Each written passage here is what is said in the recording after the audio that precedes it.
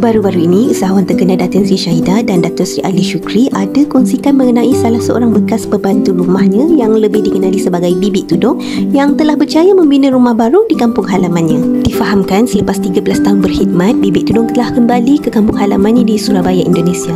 Namun demikian, anak kepada pasangan ini, Yusof dan Raudah, masih merindui bibik mereka yang telah menjaga sejak dari kecil, menyebabkan Datuk Sri Ali Shukri sekeluarga membuat keputusan untuk datang menziarahi Bibik Tudung di Surabaya. Alhamdulillah, hasil kerja keras, Bibik Tudung kini mampu membina rumah baru yang lebih besar dan selesa, bersebelahan dengan tapak rumah asal yang kecil, sempit, atap berlubang dan berlantaikan tanah. Saya saking gembiranya malam ni tak bisa tidur. Ya Allah, kapanlah nak pagi nak jumpa Datin saya cakap. Ya Allah, saya telefon Datin masih ada di Surabaya. Masih di Surabaya Datin. Walaupun ke rumah saya tapi saya happy dan saya tumpah bangga. Okey. Ini kau tanya ini rumah Bibik Tudung yang asal. Ni sini Bik. So ini kurang kalau ikutkan dah bersimen. Sebelum ni tanah kan Bik? Iya, tanah dulu Datin. Ini dulu rumah dia tu. Sekarang batu. Dia masuk rumah. Ini rumah lama saya nampak kurang. Dulu ni tanah tak ada simen. Lepas tu dah dapat sikit bersimen.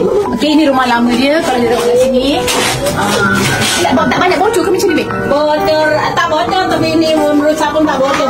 Ini rumah dia sebaru. Ini rumah dia korang. Tengok korang.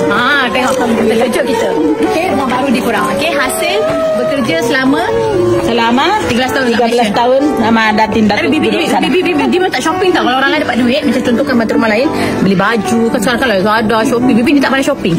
Dia masih mempan je duit dia. Macam apa saya bagi itu yang dia pakai. Alhamdulillah, kata rezeki orang kan, rezeki manusia ni korang nampak. Siapa sangka pada rumah yang sebegini tadi kan, jadi ada rumah yang besar, ada lembu juga kan. Ya, lembu apa ekor? Tapi orang yang jaga 3 ekor je. 3 ekor je, alhamdulillah. Lembu mahal.